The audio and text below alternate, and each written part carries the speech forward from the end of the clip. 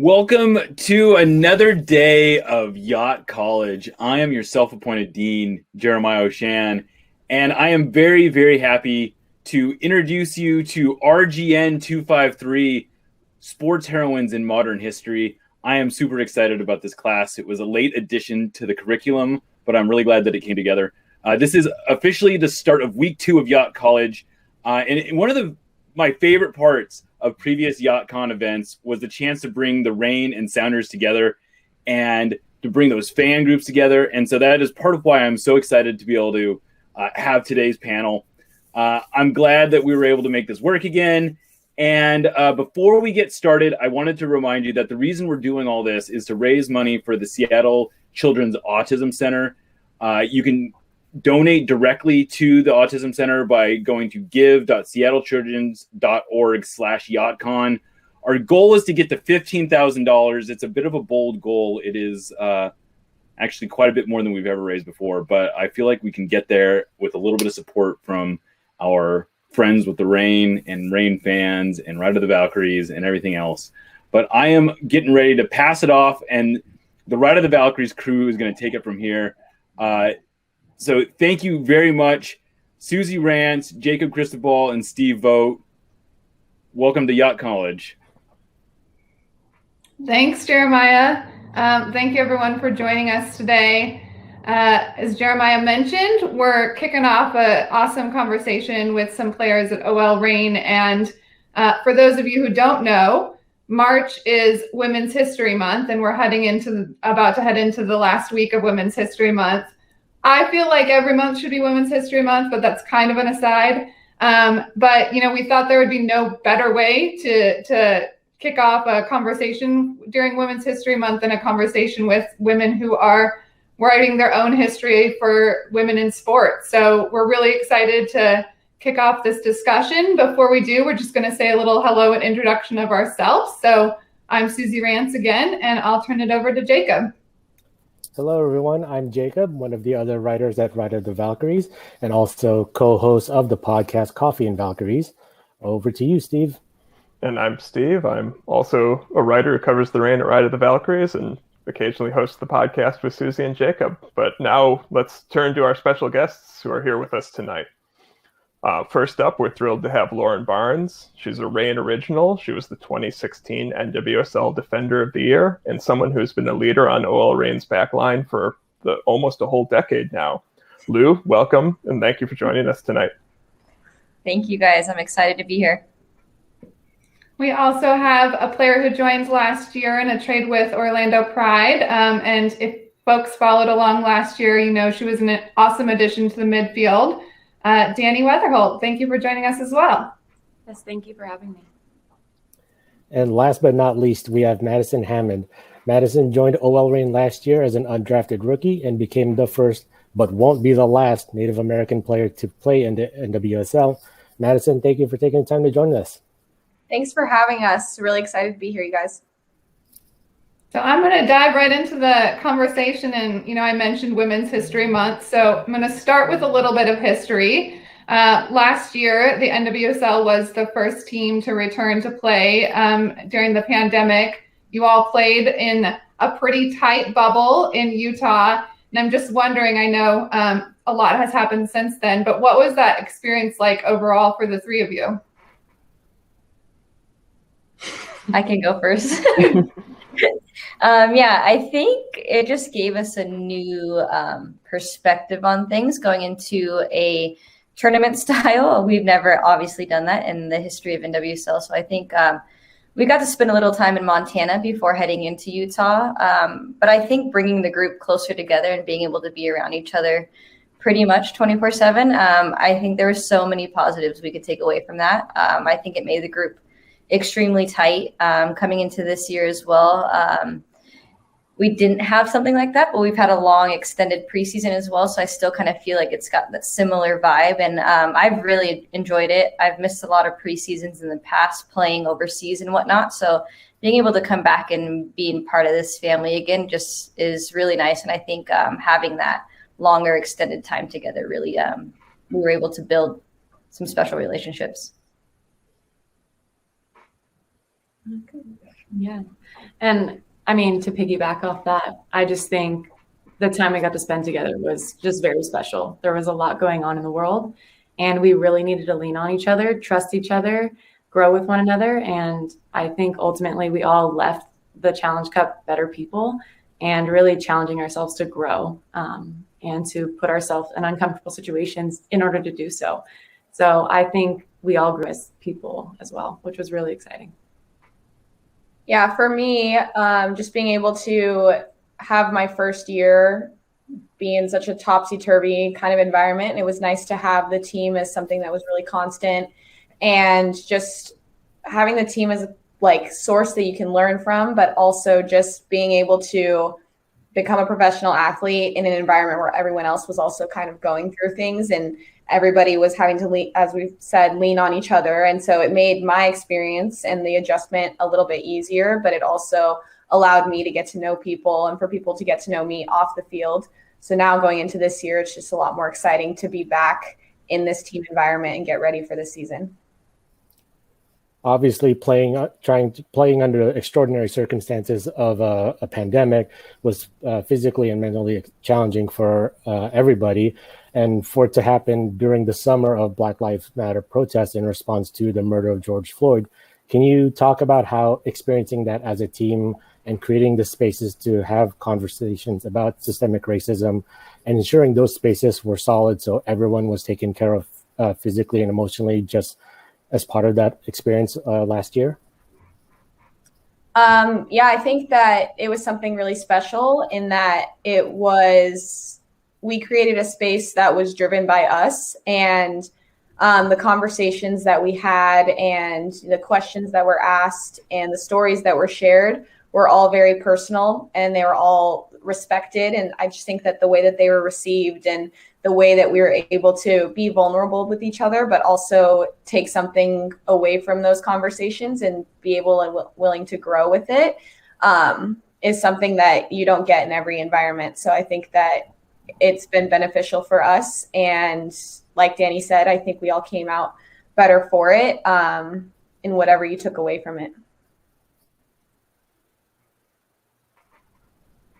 So to follow up on that, Madison, you're a member of the Black Women's Players Collective, which formed last year, kind of out of all of that. Can you talk a little bit more about kind of how that collective came to be and what some of the goals of the group are going forward into this year? Mm-hmm. Yeah, so I think that the BWPC really was born out of all of the protests happening outside, and we were stuck in this bubble and weren't really allowed. I mean, we couldn't leave that bubble. And so I think there was a need for us all to come together as Black women in the league and say, you know, we're here for each other. And I don't think that we'd ever done that in just being a unified voice. And it was something that was really empowering in the moment. And then now it's kind of grown into something where it's like we are very interested in giving back to our community. And it's something that a lot of us are very passionate about. And so now that we have a space where all of us can share ideas and, you know, think outside the box with each other, I think that it's going to be something really positive moving forward.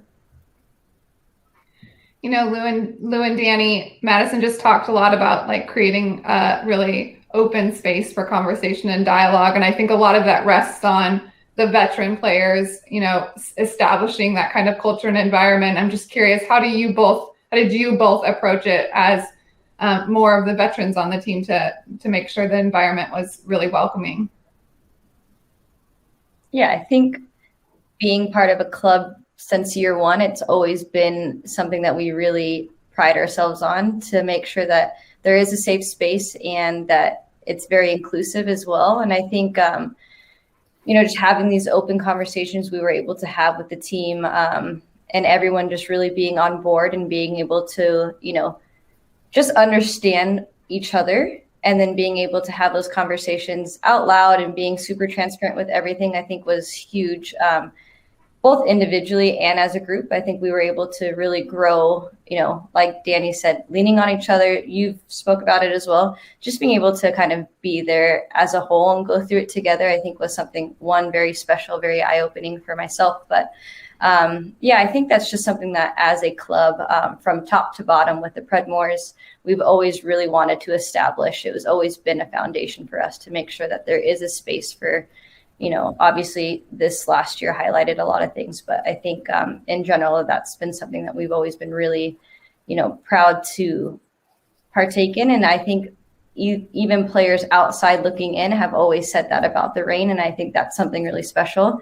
So I think as veteran players that we just really make sure that that's been a driving force since, the beginning. And then I know Danny speaks about coming into this environment as well, having that feeling, and obviously, Ham coming in as a rookie too and already feeling it. So I do think it's something that we are, work really hard at to make sure that environment is safe and inviting. Yeah, I felt it immediately when I got here. As Lou said, it's something I always saw within the group. And then I got here and it's just a special group of people from the top down. And then on top of that, I think everybody's allowed to be their true authentic self. And when people feel like they can be themselves, that's when real conversations get developed. People feel like they're heard, and then people also feel like they have the courage and the comfortability to speak up. So again, just reiterate, a really special group.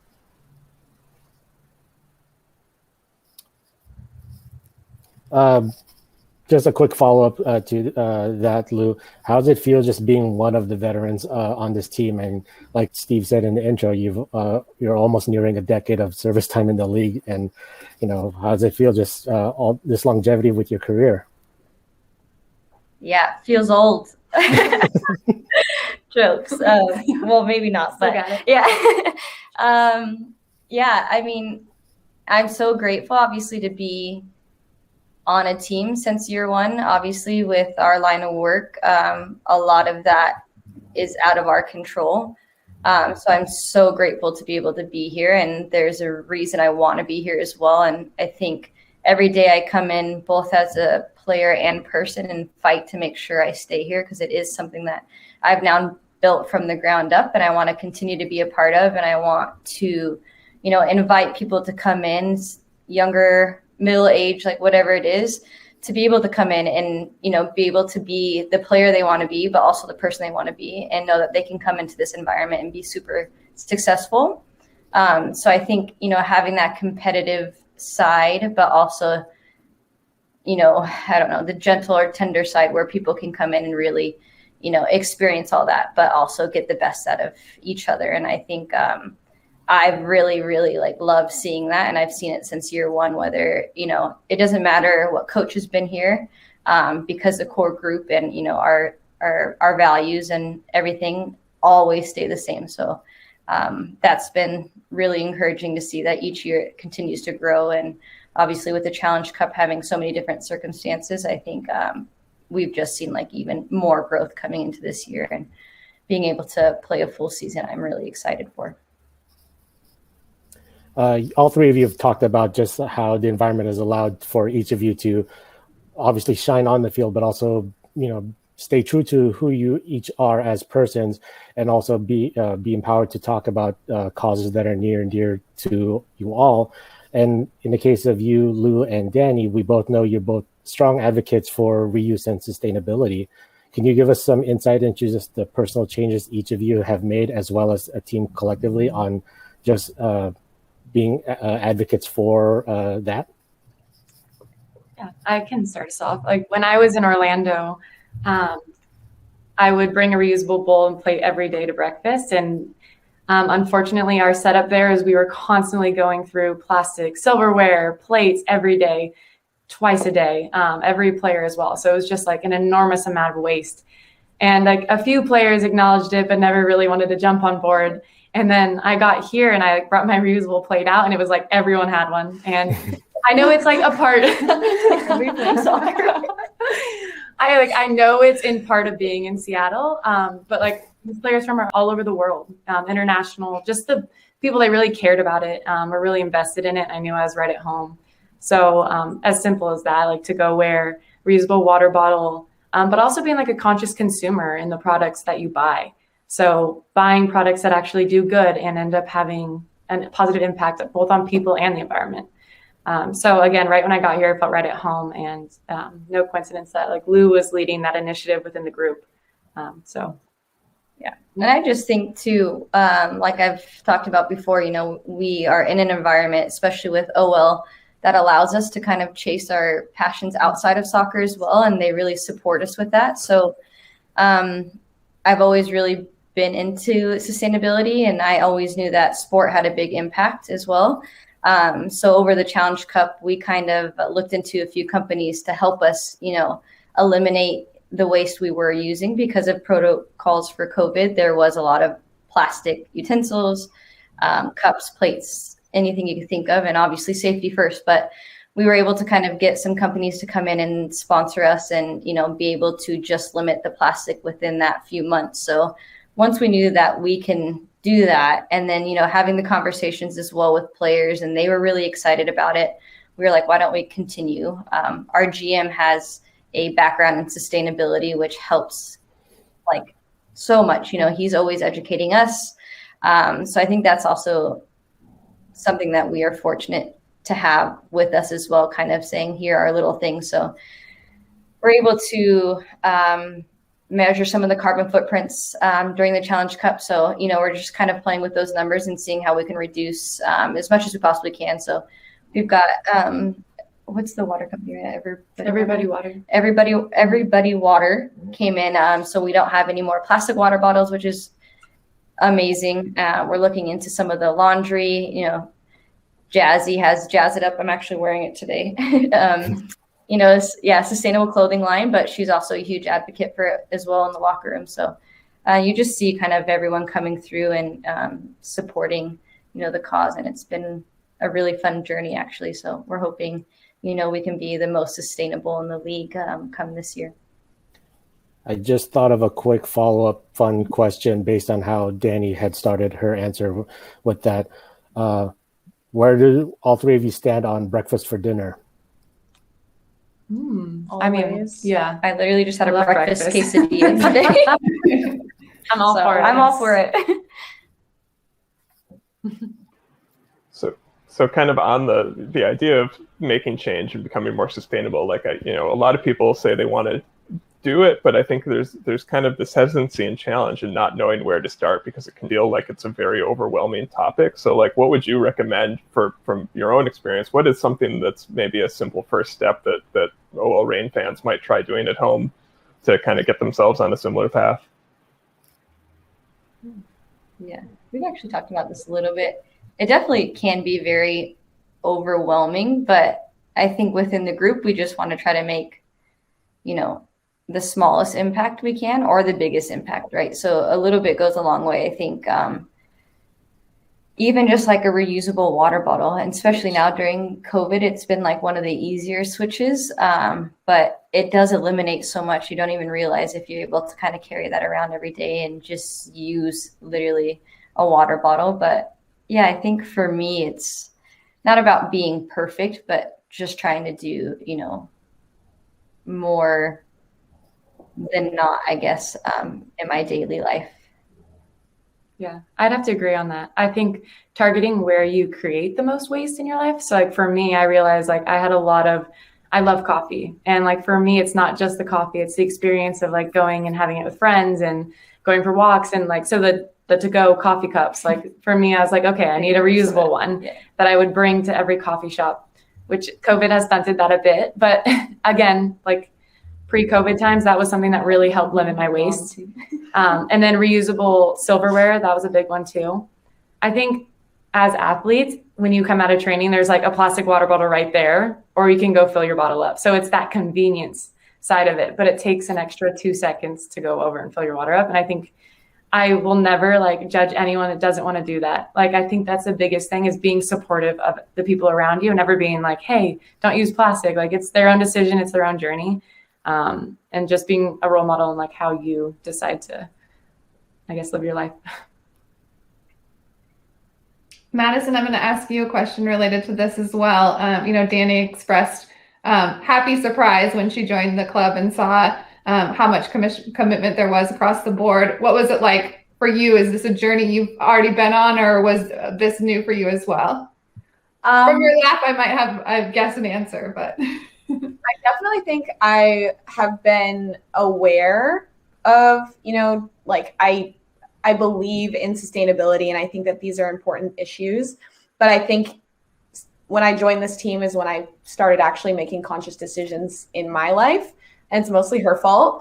But no, it just like was great. Even in the Challenge Cup, just seeing these two bring in, like, we had reusable plates, reusable silverware, and they even like got us these cool water bottles. And I mean, I had my own reusable water bottle, so I was one step ahead. But just even seeing like, yeah, it might have taken a little bit of work to reach out to this company, but after that, the amount of like spoons, forks, just paper plates that were in the trash had significantly decreased. And so I think for me, it's more so just thinking more about it. And like Lou said, like, I'm not perfect. There are days where, yeah, I use a set of plastic silverware, but I'm at least aware of it. And then I'm like, okay, maybe next time I can remember to bring a fork from home if there's not going to be one available. So yeah, I think just joining the team, it just has made me think about all of these, how my individual decisions can like make just a really small change. I have a follow-up question, but first a shout out back to what Lou said, which is I am not going to show you because nobody wants to show their lower half on calls, but I have some Jazz It Up sweatpants on right now, and they're amazing. So good shout out there. Everyone should check out her clothing line because they're awesome and super comfortable. My follow-up question to you three is this something that you all are trying to bring to the league or to other clubs, or something so far that's really just been focused on OL Reign? Yeah, I think the bigger goal is probably going to be our league, and maybe, I mean, my biggest goal is going to be major tournaments in all sports. I think is really where I'm reaching. But yeah, I think we've worked really hard, definitely within OL Reign, to kind of get this going and sparked. And it's been, maybe a year and a half now that we've been working on it, and you could already see a lot of changes. So being able to be in one spot now as well, like during the Challenge Cup, it was super tough because we were never really in Tacoma. So now being able to, I think it's going to be really great. I have a little eco kit that I've made for the girls. It's been a project of mine. I've been in talks with a lot of companies that are all very sustainable, and just like sports, that community is very small as well. So being able to, kind of branch out now into sports, they were all very, very excited. So I have a little project we're going to be dropping pretty soon, and I'm so excited about it, but hopefully get something like that into the leagues, in the States and globally. But yeah, it is a big goal, I think, for us.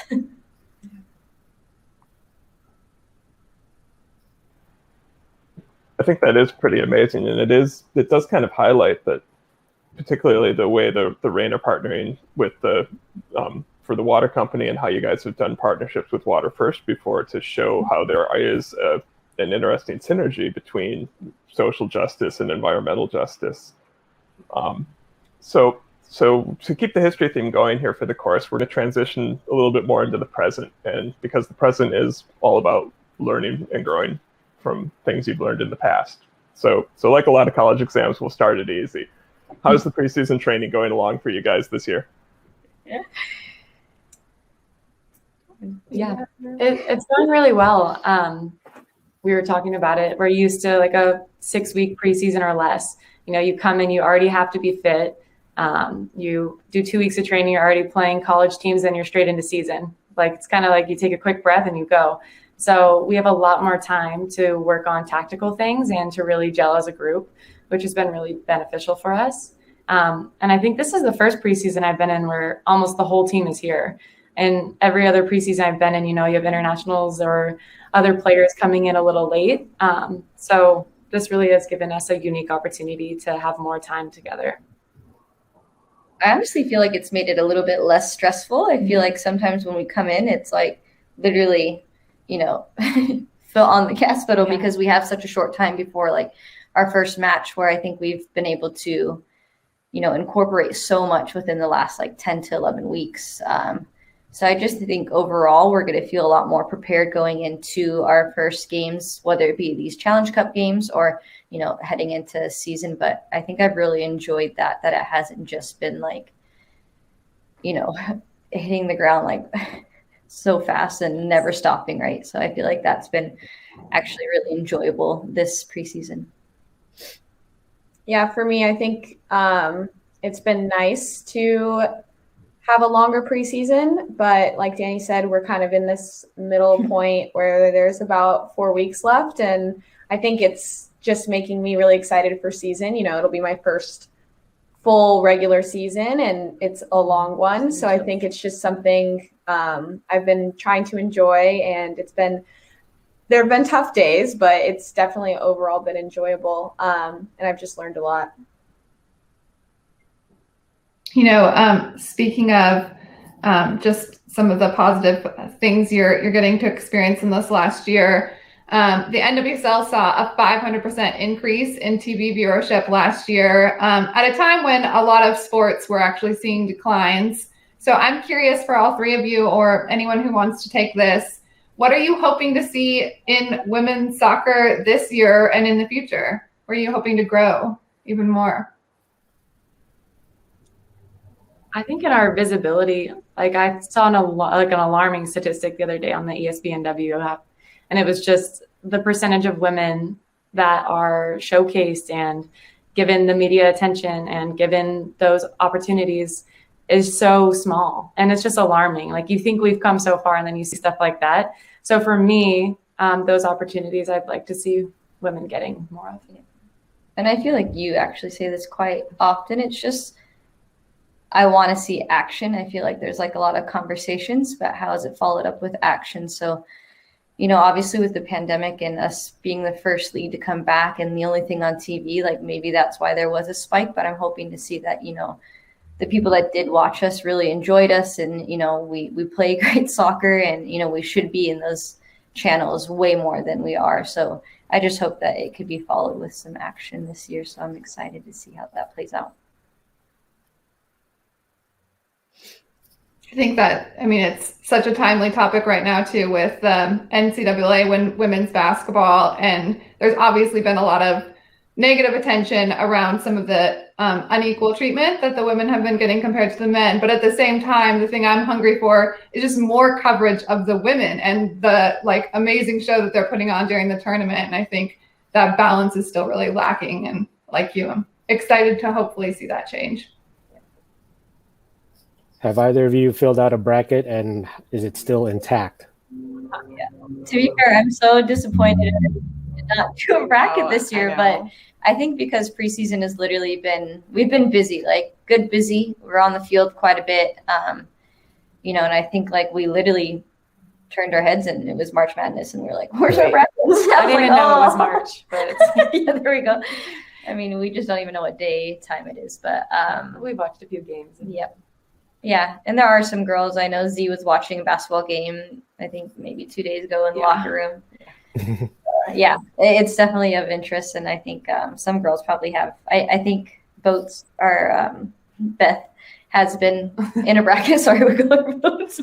Yeah, I think there's a few girls that are in there. I know we're talking about this season, but just a quick look back into last year. So last year, OL Reign gets new owners, a newish name, and a new coach.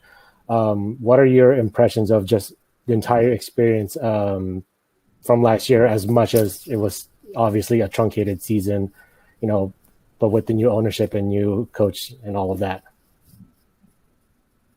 Yeah, I feel like always when you transition from new ownership or new coaches, I've been with 3 now with the Reign. There is always a time period of adjustment. I think with Fareed, we came in as he did as well, you know, so we didn't get a lot of time with him. And already seeing him in this preseason, 11 weeks in, like so enjoyable. He's so football oriented and really, really wants every individual to reach their potential. So I think that's been, you know, very exciting for me to see and refreshing to see as well. But yeah, I think having him for a whole year is going to be a whole different story for our team. And, just watching us during preseason, I'm like, wow, this is going to be such a fun year. And then in terms of ownership, I think it's been a great addition. Obviously, it was really kind of difficult to see it during Challenge Cup. However, we were relocated to Montana beforehand, and I think, the ownership played a big part in that. Time, money, and all that really did play a part. And I think it was great for us to be able to do that because at the time, we weren't even allowed to be in groups of 6. Yeah, we wouldn't be able to train. Yeah, we wouldn't be able to train, so being you see those little details, and I think we're going to see those as time goes on as well, and we're able to be more involved with OL. So I think it's going to be a great. Yeah. And I think from last year to this year, something I noticed as well is we've had an additional therapist on staff, mental health coach or like a sports psychologist, as well as a sports dietitian. Like we just are seeing, and a massage therapist that's on now full staff. So all the things that allow us to be our best athletes and our best selves, we have those resources. And I think that's something that maybe a lot of men's sports have, but not a lot of women's sports. I think we might be the only team in the league that has that. So that's just an unbelievable addition that allows us to perform to our best of our ability. Yeah, and hopefully brings the standard up within the league, right? I mean, we're saying this is a great addition. It should be a standard. Yeah. And I think that's what's been great about OL, that they want us to have, all the resources ready, available for us. So I think it's going to be a great addition. So speaking of Montana and the bubble last year, we'll take one more moment to kind of look back. You guys essentially spent 2, almost 3 months locked together, for lack of a better term, without really being able to go out and interact with other people beyond during game days. And I'm sure, as we've talked about, that was a very challenging, psychologically, emotionally, but I'm sure it also was a great opportunity to really kind of connect with teammates. So fans are dying to know, are there some really good bubble stories that you have from last year? Bubble stories. We weren't doing too much. Yeah. So nobody got really upset like playing Settlers of Catan or anything. Oh, what would you say? Sorry. Nobody got really upset with each other playing like Settlers of Catan or anything like that. I don't even think we brought that. A giant Jenga. Oh yeah. That got pretty intense every once in a while. Mm-hmm. There was a basketball hoop randomly. Yeah, basketball That was hoop. interesting. Not a basketball player. Yeah. Some cards. We did. We played a lot of cards. We brought, the team had like an oven upstairs. We brought it into our room to have like a pizza night. Yeah. We did do that. Yeah, I mean, we were just really trying to stay busy and sane. I think A lot of Netflix. Yeah. Oh, I did bring my baseball gloves. So like Rosie and I go out in the parking lot and like throw the baseball around just to like get outside, because we couldn't really go outside. You could only like go right next to the hotel, which was the parking garage. So we'd go up there. We did photo shoots up there actually. Photo shoots, yeah. There's a lot around. Yeah. Pride. There's skateboards. I feel like a lot of my like interactions was like in the swimming pool, because we had to do like either recovery or it just gave us something to do. It'd be tight. You're going to the pool? Yep. Yeah. Okay, see you there.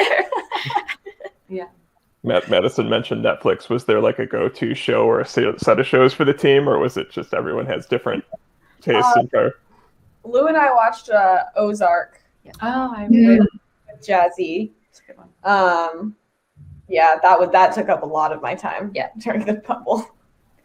Yeah, we had fun. Yeah, it was nice because Montana, we had like a little more like leeway where we weren't as restricted, so we were able to like go for some hikes. And Montana was nice, gorgeous, and all the people were so incredible. Like we'd be walking around, like constantly be stopped, like, can we please take your photo? And which was really a great experience. It's where they should put the next NWSL team, to be fair. We're huge fans. They would come to all our trainings, and like they were unable to come to them, obviously, but they would stand on their cars, like look over the fence and watch our inter squad games, and constantly, everywhere we went, they interacted with us really nicely. The last time I was there, I remember lots of dogs too, which brought me joy. I don't know if you encountered a lot while you were there. Mm-hmm. Yeah, and there's a wave like in the river. Yeah, like a People little surf man-made wave. So we were able to kind of go down and watch We that, could which just was watch fun. Yeah. Yeah. There's a couple of us grew up by the beach. You got Rosie from New Zealand. So that was like a really pretty much a highlight because we didn't get to do a lot. In mentioning Netflix, did any of you three manage to actually clear your respective queues on things that you had been meaning to watch all this time, but finally actually get to catch up on them? No, we pretty much. No, I didn't know that. Honestly, I'm so bad with technology. We have a funny story because we do like pizza night with some of the girls every Friday, and we watch a movie as well. And Jazz and I are obviously a little bit older than this one, and so we're so excited. We're like trying to make a list for us and be all cute. And then so she gets on my Netflix and goes, "Where's the list?" I go, "Oh, on Jazzy's phone." She's like, "Oh, you didn't put it on Netflix?" I was like, "I don't even know how to do that." Wait, that's amazing. Yeah, but we do have a list. It's just like in our notes on our phone. That's how I do it. There's so many notes in my phone. My storage is low because of it. Yeah. But we do try to, I think, keep up with some shows. We're watching The One right now, which It's a good one. is good. Yeah, like that. What are you watching right now? Modern Love. Oh, it's so good. Yeah. I love that Mhm. show. Yeah, that's good. I haven't seen either, so I'm gonna have to check it out. There you go. Put it on your Put on your list. This is my actual Netflix list. I was going to ask you a question about something you already answered, which was getting a sports psychologist on staff. So I'm not going to ask that one because you already talked about it. And I'm actually going to go to you, Madison, because Lou showed us her sweatshirt, and you have a sweatshirt on too that has a connection to you. I'm wondering if you can tell people about Together and what your sweatshirt represents. And So Together. So I've actually been interning there for a couple of months now, and it's just nice for me to have some things to do in my downtime. But it's amazing. It's a company for women by women, and we just, Danny literally was saying that the statistic from ESPNW about just low visibility in women's sports. And that's literally just what this company is about. And I think it's amazing because there are so many different stories that can be powered by sport. And it doesn't have to just be, the biggest athletes you can think of. It's, just really interesting women and girls doing really cool, badass things just because we can. And that's just our strengths, to be quite honest. And I'm just really happy to be a part of it. And with the launch a couple of weeks ago, it's just been like nonstop work since then. And so it's just really exciting to see how many people also want these stories to be told. So I'm just excited for you guys to continue seeing what we've got rolling out in the next couple of weeks. Yeah, she's worked very hard on it. I'm very proud. It's been fun to watch. Related to players and women expressing their creativity, we've also seen here and there some of the players showcasing their musical talents. So if OL Reign were to form a band, who's in it? Sam Hyatt, because she just ordered a glow-in-the-dark ukulele. Oh my goodness. So there's I that. live with her. I can confirm. Yeah. That's awesome. Betty also has a ukulele. Yeah. And that's a beautiful Sierra, voice. Oh, she Has is a great saxophone voice and a great voice. Saxophone. she does with her? Yes. Yes. I didn't know that. So Sam, Beth, Z. Yeah. I mean, I'm a decent background dancer, but Are you gonna show us? I'm not at all. I only have 2 steps, but it's I think all you need for the background dancing. It's a Who good else do we band. got? Yeah. I think Nab plays piano a little bit. She would. Nab, put her in there. I love On the piano. keyboards with those like Yeah. shades, like just To like, be in the fair, background. Pino's like really. She's got a good voice as well. Really? Yes. She's got a Oh, stage yes. presence too. Yeah. Should be great. That's a great fact. Yeah. Wow, I did not know. Yeah. I can hear you. You can see her on Broadway. Yeah, she's got that presence. But yeah, Yeah, I think so that's our little band. They can come up with a name. Nice. take suggestions in the comments. So Perfect. So great. And another thing we saw this offseason wasn't just musical talents, but we saw that a few players have some video gaming talents too. So Madison, we saw you participated in a fundraiser that involved a NASCAR racing game that I believe you raced against former Reign goalkeeper Hope Solo and a couple other celebrities. So a three-part question for that. One is, can you tell us a little bit more about that experience? 2, did you get to keep the really awesome racing chair that you were using? And 3, has Allie Long come to challenge you yet for the title of Reign Video Game Master? I'll start with the third question, that I can't even touch Allie Long on the gaming world. She would destroy me. I am not a gamer. Yeah, but that experience was super great. I think the hardest part about it was putting that rig together. It took me, like, what was it? Like 14 hours to put it together. And yeah, the event ended up being really fun. I won, which made it even better. But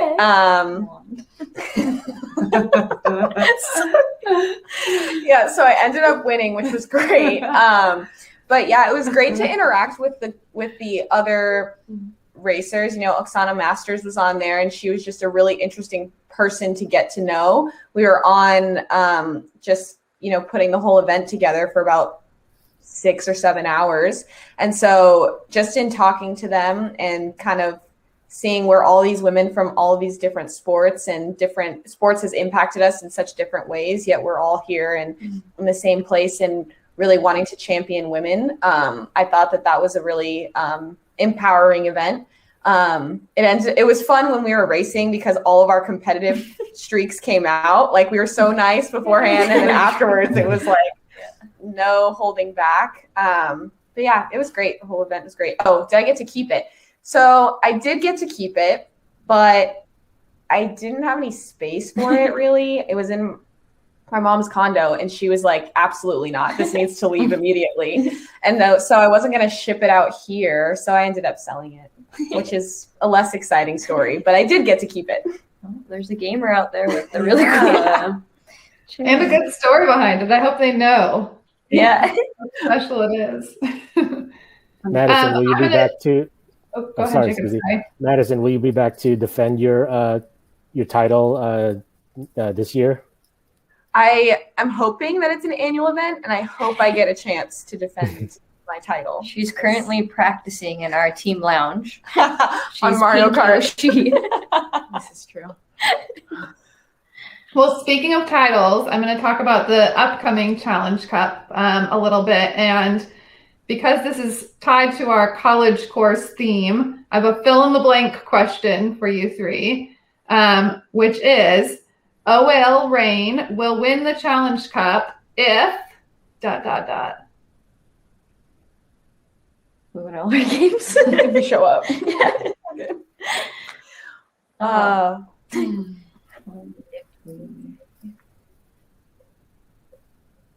don't know how to finish that sentence. My tongue's tied right now. What are words? The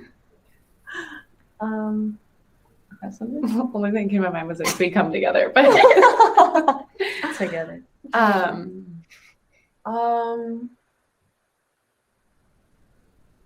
don't know. I wasn't ready. It's just so inevitable that you don't have an answer, apparently. I mean, if we enjoy ourselves like we have during preseason and continue, to express ourselves on the field, have fun, but at the end of the day, like she said, we're just also competitive too. So just making sure, we bring all those values to the Challenge Cup. I think OL Reign will take the trophy. Yeah. Nice. That's a good one. We're like, it's like 3 words. I know, sorry.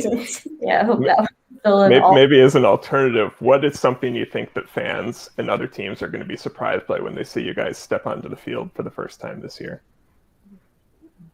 Surprised by? I mean, I don't think it should be a surprise that we're going to be really good this year.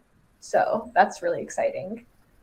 Hopefully our jerseys. Oh yeah, I'm going to be surprised by them. But I think I've heard some cool things. So maybe they'll be surprised by that. I think the depth of this group is also something that we're seeing. It's been such a great preseason, and it's so competitive, and all the players that are here, it's just like, I think people will be surprised by how much depth this team has. And when you all take to the field to play in that first Challenge Cup match at Cheney Stadium, there will be some fans in the stands to see you guys. For a lot of them, very eager to see you all, since none of us got to see you in person on the field. So our last question for this conversation with you three is, what would you like to tell OL Reign fans when they do get a chance to see you on the field? Welcome back. Yeah. We're just so excited for that, emotion that they bring while we're playing on the field. There's so much to sport that we have within ourselves, but when you step out in the field and you kind of get to perform your craft, it's so nice to have, the fans out there supporting you, whether it's like friends or family, but just being able to, it's probably going to be from afar, but, just having them nearby, I think is going to just be special. Again, it was really absent this last year and very noticeable, having those connections with the fans and, just seeing who you're, coming in and watching you and supporting you like day in and day out is going to be nice again. And also like who you're representing. I think we represent the fans when we're on the field. So like having them in the stands will be really good for us and that extra push as well. Like we're representing our community, and so we're really excited for that. And I think that brings us to a great point to wrap up today's talk. OL Reign has their first game on April 16th in the Challenge Cup. Madison, Lou, Danny, we want to thank you all for taking time out to join us tonight in the RGN 253 course for Yacht College. As a reminder to listeners at home, you can donate using the link down at the bottom of the screen there at give.seattlechildrens.org/yachtcon. And thank you, ladies. And we have 3 other classes still to go in this year's edition. PZA 007 is taking place on Friday night. Pub 140 is going to be the final exam for listeners on Saturday. And Garth Lagerway of the Sounders will be giving the commencement address as part of GM 442 on Sunday night. So, ladies, once again, thank you and have a good night. Thank you guys. Thank you so much. Thank you. Bye. Is